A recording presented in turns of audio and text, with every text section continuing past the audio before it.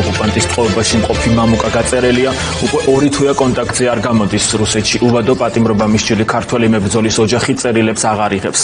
ახალგაზრდა კაცი აზოვსტალის გათავისუფლებისთვის ბრძოლაში მონაწილეობდა და ტყვედ ჩავარდა. 22 წლის მამუკა გაწერელია რუსეთის მიერ ოკუპირებული აფხაზეთიდან დევნილია. მისი დედა დალი ჩხეიძე გვერდება პირდაპირ ეთერში. ქაბატონო დალი, მოგესალმებით. ძალიან დიდი მადლობა, რომ გვერდებით პირდაპირ ეთერში. თავდაპირველად გითხარით 2 თვის წინ რა ფორმით შედგა ეს კომუნიკაცია, დაგირეკათ, წერილი გამოგიგზავნათ და რა იყო მისი შინაარსი, თუ გაიხსენებთ? გამარჯობათ. 2 თვის უკან აღდგომის დროს გამოაგზავნა ბოლო წერილი. ეს ორგანიზაცია არის მემორიალი და მათი იმით ხელით, თორემ იმათმა ადვოკატი შეუშვეს.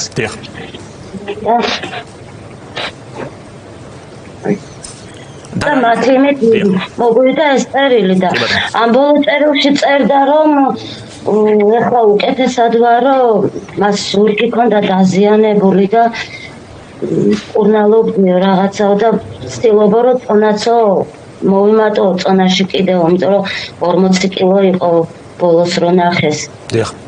адвокатებმა. და მის მერე არაფერი ინფორმაცია არ გვაქვს. აი ამ წერილების ინტენსივობა როგორი იყო, ანუ როდესაც ტყვეობაში ჩავარდა, შემდგომ ვიცით რომ იყო შემთხვევა, როდესაც ტელეფონითაც გესაუბრა სულ რამდენიმე წამით. ტელეფონით რო გაასამართლეს წინა დღეს მესაუბრა და მერე უკვე აღარ. და ეს წერილები თვეში 2-ჯერ მაინც მოდიოდა და იყავით იმ წერილების იმედზე და ახლა 2 თვე არაფერი არ მიგვიღია და ნერვიულობთ. კი ბატონო, ეს ორგანიზაცია მემორიალი, რომელიც თქვენ ახსენეთ, ახლა ვერ გეხმარებათ, ანუ აი თუ გქონდათ კომუნიკაცია? კი, ახლა გუშინ დაუკავშირდით და აპირებენ ისევ თვის ბოლოს ისევ შეუშვან ადვოკატი და რამე ინფორმაცია გამოიტანა. დიახ. ქაბატონო დალი, გაქვთ რაიმე, ვთქვათ, მოლოდინი, რომ ვთქვათ შეიძლება უფრო მკაცრ კოლონიაში არის გადაყვანილი ან რაიმე მსგავსი, აი რას გეუბნებიან უფლებადამცველები რუსები? მანამდე 4 კაციან მასში იყო, რა ქვია. საკანში დიახ 4 კაციანში და მის მერე რაც უკვე ტელევიზიაში გავიდა ეს ინფორმაციები რაღაცა გადაიყვანეს 2 კაციან საკანში. დიახ. რუსებისგან ჩვენ მათი ხელისუფლებისგან არაფერი ინფორმაცია არ გვაქვს. დიახ. თავად ორგანიზაციის წარმომადგენლები აი რა ვერსიებს ვარაუდებს გამოთქვამენ? ну ისინი რას ამბობენ ხშირად დადიოდნენ მოსანახულებლად და გვეუბნებოდნენ მამუკაზე რომ კარგად არის, ხნედ არის და ახლა ველოდებით კიდევ რა ვიცი თუ შეუშვეს.